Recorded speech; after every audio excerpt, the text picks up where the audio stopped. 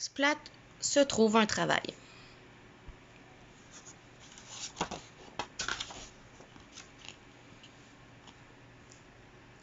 Demain, c'est le premier jour de travail de Splat. Il va distribuer les journaux dans son quartier. Il montre à sa maman que toutes ses affaires sont prêtes. Tada! Le soir, Splat est tellement excité qu'il n'arrive pas à s'endormir. Il a hâte de commencer son nouveau travail.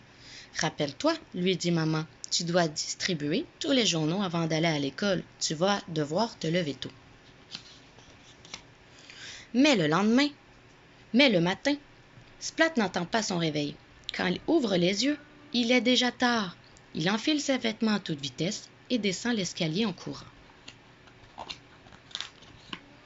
Les journaux qu'il doit livrer l'attendent devant la maison. Splat les fourre tant bien que mal dans son sac. Mais il n'arrive pas à tout porter. C'est trop lourd. Distribuer les journaux, c'est vraiment difficile. Quand Splat arrive enfin aux dernières maisons de son quartier, son sac est vide.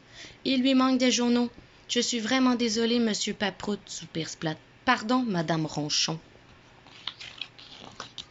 Avec tout ça, Splat arrive en retard à l'école. « Je suis désolée, madame Newfett, marmonne-t-il en s'installant à sa place. »« Que t'est-il arrivé, Splat ?» chuchote Cathy.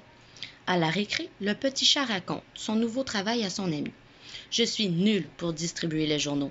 D'abord, je n'ai pas entendu mon réveil, puis j'ai perdu 2 journaux. » Cathy le rassure. « Il te faut un autre réveil. »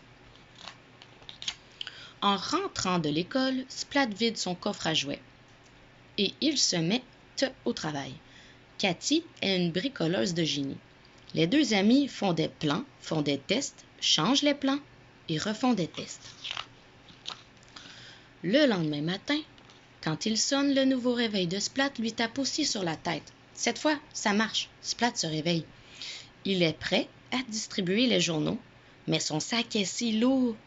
Et si cette fois encore, il perdait des journaux? S'il les met dans le panier de son vélo, ce sera plus sûr. Splat pédale de maison en maison, jetant les journaux au fur et à mesure. Certains tombent juste devant les portes, mais la plupart tombent à côté. « Désolé, monsieur Paprout, » crie Splat. « Pardon, madame Ronchon. » À l'école, Splat retrouve Cathy. « Je n'arrive pas à lancer les journaux correctement, » râle-t-il. Cette fois encore, Cathy a un plan. « Il te faut une fronde. » Les 2 amis dessinent de nouveaux plans, font de nouveaux essais et s'entraînent encore. Le lendemain matin, Splat entend son réveil juste à temps. Il roule soigneusement les journaux pour qu'ils tiennent bien dans son panier à vélo. Il pédale en zigzag de maison en maison, pas facile de viser, avec sa fronde, tout en pédalant. « Ah! Oups! Je suis vraiment désolé, monsieur Paprout, dit Splat. Voici votre journal. » Un peu plus tard, Splat, dépité, retrouve Cathy. « Je n'y arrive toujours pas, soupire-t-il. » Elle réfléchit un peu et conclut. « Il te faut plus de pattes. »« Mais oui, s'écrie Splat surexcité, c'est ça. » Splat fait encore quelques modifications dans leur plan. Ce qu'il lui faut, c'est une équipe.